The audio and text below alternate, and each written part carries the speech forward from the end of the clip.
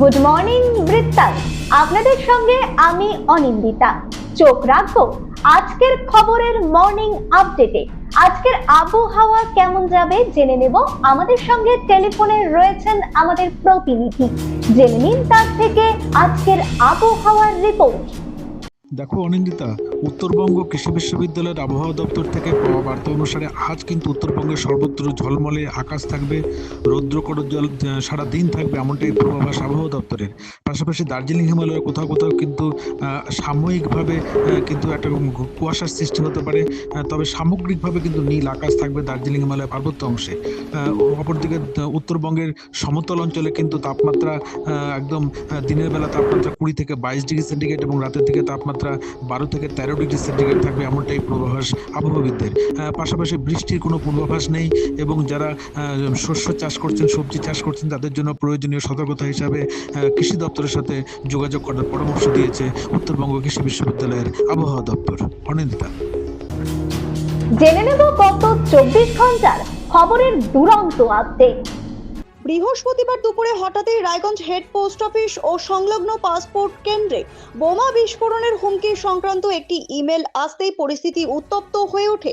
Post office সূত্রে জানা যায়, ডিভিশন অফিস থেকে পাঠানো ওই মেলের সম্ভাব্য নাশকতার আশঙ্কা কথা জানিয়ে অবিলম্বে ভবন খালি করার নির্দেশ দেওয়া হয়। হুমকির খবর পেতেই দ্রুত পদক্ষেপ নেন পোস্টমাস্টার নিরঞ্জন রায়।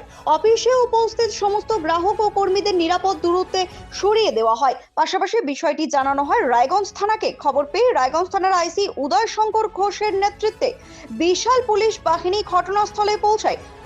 পোস্ট অফিস ভবন এবং পাসপোর্ট কেন্দ্রের চারপাশে শুরু হয় চিরুনি তল্লাশি। পোস্টমাস্টার নিরঞ্জন রায় জানান, মেল আসার সময় অফিসে ব্যাপক ভিড় ছিল, তবে ঊর্ধ্বতন কর্তৃপক্ষের নির্দেশ মেনে দ্রুত সবাইকে সরিয়ে নেওয়া সম্ভব হয়েছে। অন্যদিকে আইসি উদয় শঙ্কর ঘোষ বলেন, পরিস্থিতি সম্পূর্ণভাবে নিয়ন্ত্রণে রয়েছে এবং প্রতিটি দিক খতিয়ে দেখা হচ্ছে। পবিত্র রমজান উপলক্ষে হেমতাবাদের বাঙালবাড়ি অঞ্চল তৃণমূল কংগ্রেসের উদ্যোগে ইফতার পার্টি অনুষ্ঠিত হলো। হেমতাবাদের বাঙালবাড়ি এলাকায় বৃহস্পতিবার সন্ধ্যায় মুসলিম ধর্মাবলম্বী মানুষদের পাশাপাশি তৃণমূল কংগ্রেসের কর্মী সমর্থকদের নিয়ে আয়োজিত হয় এই ইফতার পার্টি। এদিনের এই কর্মসূচিতে উপস্থিত ছিলেন হেমতাবাদের বিধায়ক তথা মন্ত্রী সত্যজিৎ বর্মন, বাঙালবাড়ি অঞ্চল সভাপতি নূর কালাম, তৃণমূল কংগ্রেসের হেমতাবাদ ব্লক সভাপতি আশরাফুল আলী, সহ সভাপতি মজিবুর রহমান, যুব সভাপতি আশিক নওয়াজ সহ অন্যান্য তৃণমূল কংগ্রেস নেতৃত্বরা। এক মহিলাকে একাধিকবার ধর্ষণের অভিযোগে ভিন রাজ্য থেকে অভিযুক্ত ব্যক্তিকে গ্রেপ্তার করে রায়গঞ্জ জেলা আদালতে পেশ করল হেমতাবাদ থানার পুলিশ। ধৃত ব্যক্তির নাম মোহাম্মদ ইমরুল হক, বয়স 29, বাড়ি হেমতাবাদ ব্লকের তুরিবন এলাকায়।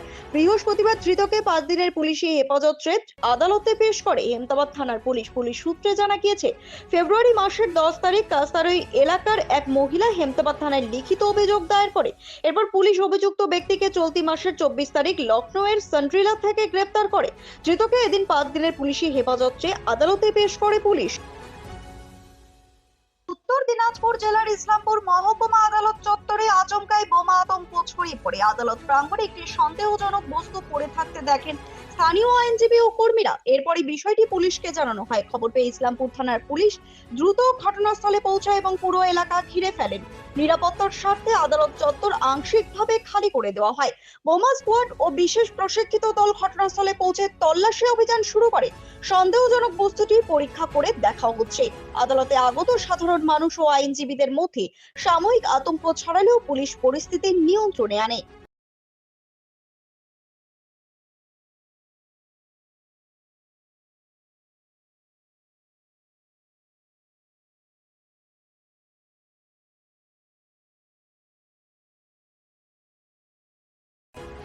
রূপাহার বাইপাসে ভয়াবহ দুর্ঘটনায় মৃত্যু হলো এক যুবকের। তিনি পেশায় গাড়ি চালক ছিলেন।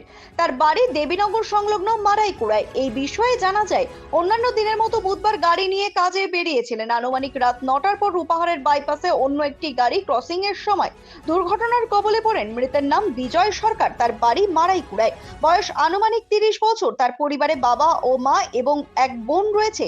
খবর পেয়ে ঘটনাস্থলে ছুটে আসেন রায়গঞ্জ থানার পুলিশ। তড়িঘড়ি তাকে উদ্ধার করে করে রায়গঞ্জ হাসপাতালে চিকিৎসার জন্য ভর্তি করা হয়। চিকিৎসক পরীক্ষা নিরীক্ষার পর তাকে মৃত বলে ঘোষণা করেন। এরপর তাকে হাসপাতালের মর্গে পাঠানো হয়। রায়গঞ্জে মানবিকতার এক উজ্জ্বল দৃষ্টান্ত স্থাপন করল স্থানীয় মাতৃমণ্ডলীর সংগঠন। বৃহস্পতিবার রায়গঞ্জের দেবীনগরে অবস্থিত শিশু সদনের আবাসিকদের জন্য বিশেষ ভোজনের আয়োজন করা হয় মাতৃমণ্ডলীর উদ্যোগে। জানা গিয়েছে, সমাজের অসহায় ও দুস্থ শিশুদের মুখে হাসি ফোটানোর উদ্দেশ্যে এই উদ্যোগ গ্রহণ করা হয়। এদিন দুপুরে শিশু সদনের প্রাঙ্গণে আয়োজন করা হয় সুস্বাদু খাবারে।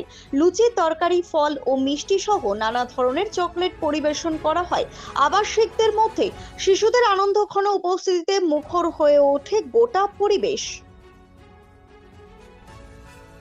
মিনিস্ট্রি অফ এডুকেশন ও গভর্নমেন্ট অফ ইন্ডিয়ার সহযোগিতায় অল ইন্ডিয়া ফুটবল ফেডারেশন পরিচালিত ফুটবল ফর স্কুল কর্মসূচি অনুষ্ঠিত হলো পিএম শ্রী কেন্দ্রীয় বিদ্যালয় রায়গঞ্জ বিএসএফ গোবিন্দপুরে। অনুষ্ঠানের শুভ সূচনা করেন বিদ্যালয়ের প্রিন্সিপাল। এই উপলক্ষে শিক্ষার্থীদের অংশগ্রহণে মনোজ্ঞ নাচ ও গান পরিবেশিত হয়। পাশাপাশি শিক্ষার্থীদের মধ্যে ফুটবল দক্ষতা ও খেলাধুলার প্রতি আগ্রহ বাড়াতে একটি প্রদর্শনী ফুটবল ম্যাচও অনুষ্ঠিত হয়। এই প্রসঙ্গে বিদ্যালয়ের প্রধান শিক্ষক দেবেন্দ্র জি জানান, ফুটবল ফর স্কুল কর্মসূচির মাধ্যমে ছাত্রছাত্রীদের মধ্যে শারীরিক সক্ষমতা বৃদ্ধি, দলগত মনোভাব ও খেলাধুলার সংস্কৃতি গড়ে তোলাই মূল शब्द कम पड़ जाते हैं जब भावनाएं आगाध होती है। ফুটবল বিতরণ করা হয় যাতে আরো বেশি সংখ্যক পড়ুয়া খেলাধুলায় যুক্ত হতে পারে।